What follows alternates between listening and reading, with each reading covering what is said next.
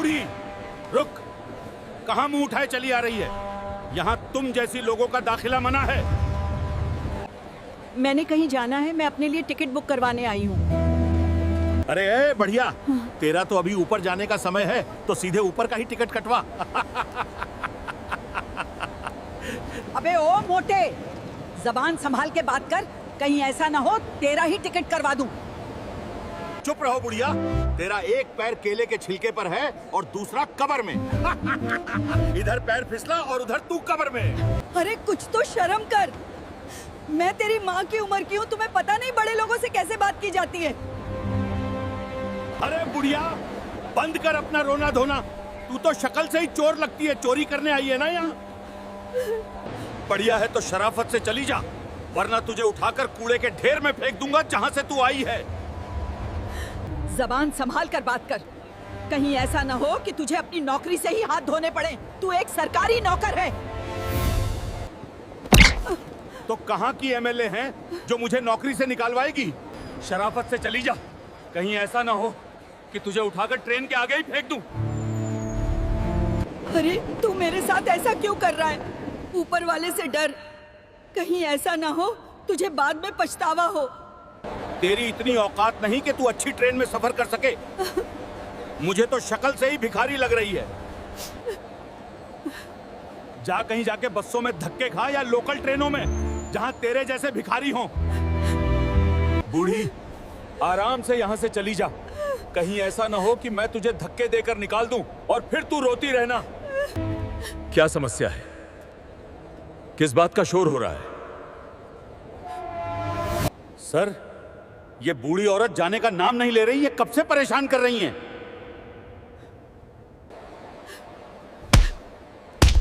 इस भिखारन को उठाकर बाहर फेंको। हाँ? दोबारा यहां नजर मत आना, वरना तेरी खैर नहीं बढ़िया।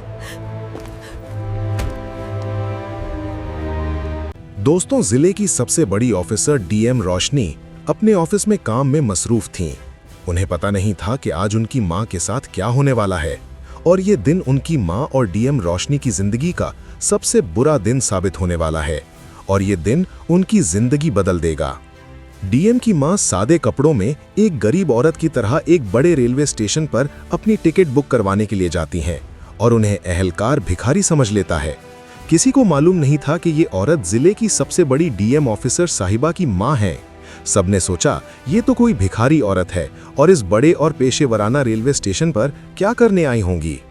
डीएम रोशनी की मां आहिस्ता आहिस्ता चलती हुई काउंटर की तरफ गईं। काउंटर पर एक सिक्योरिटी गार्ड खड़ा था जिसका नाम पटेल शर्मा था। डीएम रोशनी की मां ने पटेल शर्मा से कहा, बेटा मुझे अपने लिए एक टिकट बुक करवानी है। इतना कहकर वो पर्स से पैसे निकालने वाली होती हैं, तभी सिक्योरिटी गार्ड पटेल शर्मा बुढ़िया की बात सुने बिना उसे गुस्से में कहता है, तुम्हारी हिम्मत कैसे हुई? ये रेलवे स्टेशन तुम्हारे जैसों के लिए नहीं है, ये रेलवे स्टेशन अमीर लोगों के लिए है। किसी और जगह से अपनी टिकट बुक करवाओ, वैसे भी तुम्हारे जैसे लोगों की औकात नहीं। हटो, सारा फर्ज गंदा कर दिया। चलो यहाँ से निकलो, वरना धक्के देकर निकालूंगा। पता नहीं कहां कहां से आ जाते हैं, मुंह उठाकर भिखारन कहीं की। डीएम रोशनी की मां रोते हुए कहती हैं कि तुम्हें किसने हक दिया है कि तुम किसी के साथ ऐसा सुलूक करो? तुम कौन से जज हो जो लोगों को इस तरह से हुक्म देते हो? तुम एक सरकारी मुलाजिम हो, तुम्हारा काम यहाँ की हिफाजत करना और लोगों को गाइड करना है, न कि उनको जलील करना है। तुम्हें पता नहीं तुम किसके सामने खड़े हो और क्या बात कह रहे हो? अगर मेरी बेटी को पता चला कि तुमने मेरे साथ इस तरह का सुलूक किया है तो वो तुम्हें नौकरी से निकलवा देगी और जेल में डलवा देगी। इतना कहने के बाद बुढ़िया औरत खामोश हो जाती है और रो रही होती है। तो कहाँ की एमएलए है जो मुझे नौकरी से निकलवाएगी? इतना कहने के बाद सिक्योरिटी गार्ड जोर जोर से हंसना शुरू कर देता है और कहता है, यहाँ से खामोशी से चली जा, वरना तुझे उठाकर बाहर कूड़े के ढेर पर फेंक दूंगा, और दोबारा यहाँ नजर आई तो तुम्हारी खैर नहीं। जाओ कहीं जाकर बसों के अंदर धक्के खाओ, यही तुम्हारी औकात है। इतना कहकर सिक्योरिटी गार्ड बुढ़िया औरत को धक्के देकर बाहर निकाल देता है। डीएम रोशनी की मां रोते हुए बाहर चली जाती है और घर पहुंचकर फोन पर बेटी को सब कुछ बता देती हैं कि किस तरह उस सिक्योरिटी गार्ड ने मेरे साथ सुलूक किया है और मुझे धक्के देकर निकाला है। ये सुनते ही डीएम रोशनी गुस्से में आ जाती है और कहती है कि मैं इसे छोड़ूंगी नहीं। कुछ देर बाद डीएम रोशनी अपने घर अपनी मां के पास आ जाती है। उसकी मां सोफे पर बैठी रो रही होती है और बेटी के आते ही माँ उसको गले से लगा लेती है और उसे सब कुछ रोते हुए बताती हैं कि सिक्योरिटी गार्ड पटेल शर्मा ने मेरे साथ किस तरह का सुलूक किया है और मुझे बहुत बुरा भला कहा है। ये सुनते ही डीएम रोशनी गुस्से में आ जाती है और अपनी माँ से कहती है कि मैं अभी कपड़े बदल कर आती हूँ, इसे छोड़ूंगी नहीं, जो इसने आपके साथ किया है उसे इसका जवाब देना होगा। डीएम रोशनी लाल रंग का सादा सलवार सूट पहनती है और अपनी मां को लेकर ऑटो में बैठकर उसी रेलवे स्टेशन के बाहर पहुंच जाती हैं। दोनों मां बेटी रेलवे स्टेशन के अंदर दाखिल होते हैं और काउंटर पर टिकट बुक करवाने के लिए जाती हैं। काउंटर पर वही सिक्योरिटी गार्ड पटेल शर्मा खड़ा होता है। रोशनी कहती है कि हमें एक टिकट बुक करवानी है।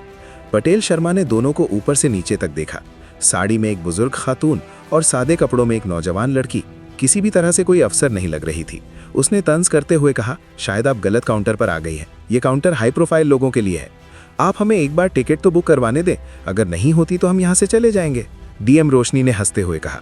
पटेल शर्मा ने बेरुखी से कहा, आप वेटिंग एरिया में बैठ जाइए, मैं पता करके आपको बताता हूँ। डीएम रोशनी और उसकी माँ दोनों वेटिंग एरिया में बैठ जाती हैं और इंतजार कर रही होती हैं। स्टेशन पर सारे लोग अच्छे कपड़े पहने हुए अमीर लग रहे थे। ये दोनों माँ बेटी बिल्कुल सादे कपड़ों में थीं और लोग उन्हें अजीब नज़रों से देख रहे थे।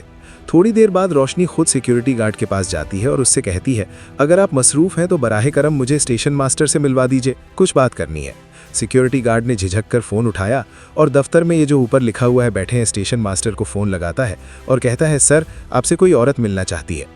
स्टेशन मास्टर फ़ोन पर सिक्योरिटी गार्ड से कहता है कि मैं मसरूफ़ हूँ, उन्हें भगा दो, ये कोई आम से लोग लग रहे हैं, मेरे पास उनके लिए टाइम नहीं है। सिक्योरिटी गार्ड डीएम रोशनी से कहता है कि आप इंतज़ार करें, सर अभी मसरूफ़ है। इतना सुनते ही रोशनी मैडम वापस वेटिंग एरिया में जाकर बैठ जाती हैं और कुछ देर इंतजार करने के बाद खुद स्टेशन मास्टर के दफ्तर की तरफ बढ़ना शुरू कर देती हैं। तभी स्टेशन मास्टर अपना दफ्तर से बाहर आ जाता है और कहता है, बताओ मैडम क्या मसला है। रोशनी मैडम ने एक लिफाफा स्टेशन मास्टर के सामने किया जिसमें टिकट की तफसील लिखी हुई थी कि किसके नाम की टिकट करवानी है और उसके अंदर डीएम रोशनी का सरकारी आईडी कार्ड भी था। स्टेशन मास्टर ने लिफाफा लिए बिना ही बेरुखी से जवाब दिया, जब आपके पास पैसे ही नहीं तो हम आपकी टिकट कहाँ से बुक कर दें, आप कहीं और जाएं, हमारा टाइम ज़ाया मत करो, हमें और भी बहुत काम है।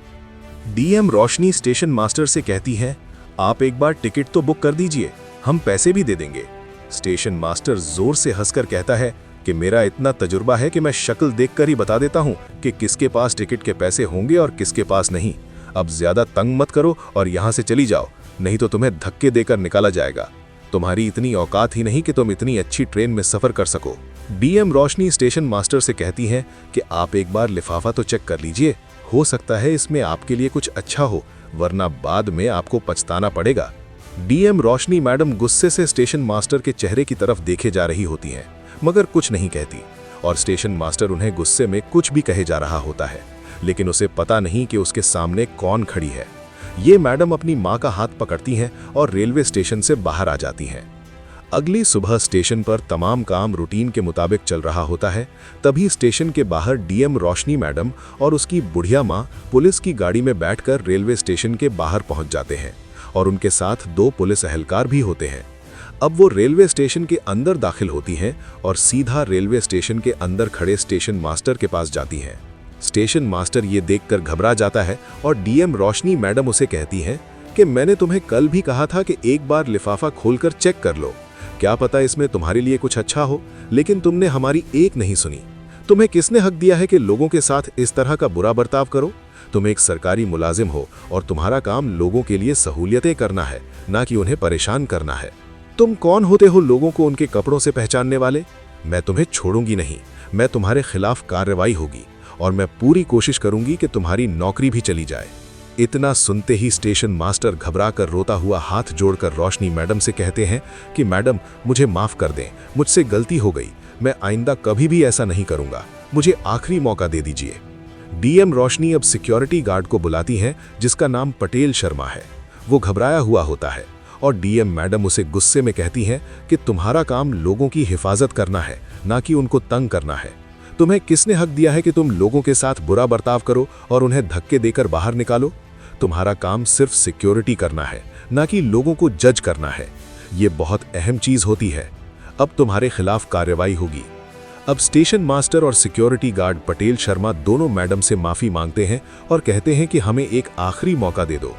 मैडम रोशनी उनसे कहती हैं, ठीक है, मैं तुम्हें आखिरी मौका दे रही हूं। अगर मैंने दोबारा इस तरह की कोशिश कर सुनी तो मैं तुम्हें छोड़ूंगी नहीं। इतना कहकर वो वापस चली जाती हैं। उस दिन के बाद स्टेशन का हाल ही बदल गया है। वहां अमीर गरीब का फर्क नहीं होता था, सबकी बात सुनी जाने लगी और सबसे इज्जत से बर्ताव किया जाने लगा और उनकी हर तरह से मदद की जाने लगी। इस कहानी से हमें ये सबक मिलता है कि हमें किसी के साथ भी बुरा बर्ताव नहीं करना चाहिए, ख़ास तौर पर इसके ज़ाहिरी हालात को देखकर। ना जाने वो कैसा हो और हम अनजाने में कोई गलती कर बैठें और बाद में हमें इसका पछतावा हो। और हमें हमेशा छोटे बड़ों का एहतराम करना चाहिए और सबसे अच्छे तरीके से बात करनी चाहिए और इनका एहतराम करना चाहिए। अगर हम किसी सरकारी ओहदे पर हैं तो हमें इसका गलत इस्तेमाल नहीं करना चाहिए, बल्कि सरकार ने हमें लोगों की रहनुमाई और खिदमत के लिए ये ओहदा दिया है, ना कि इन पर हुक्मरानी के लिए। ये कहानी मुकम्मल तौर पर फर्जी है, इसका हकीकत से कोई ताल्लुक़ नहीं। इसका मकसद सिर्फ लोगों में आगाही पैदा करना है, ना कि किसी भी मुल्क या कौम को निशाना बनाना है। ये सिर्फ इंटरटेनमेंट के लिए बनाई गई है। अगर हमारी स्टोरी आपको अच्छी लगी हो तो हमारे YouTube चैनल को सब्सक्राइब करें और वीडियो को ज़्यादा से ज़्यादा शेयर करें ताकि आप आने वाली कोई भी अच्छी वीडियो मिस ना कर सकें।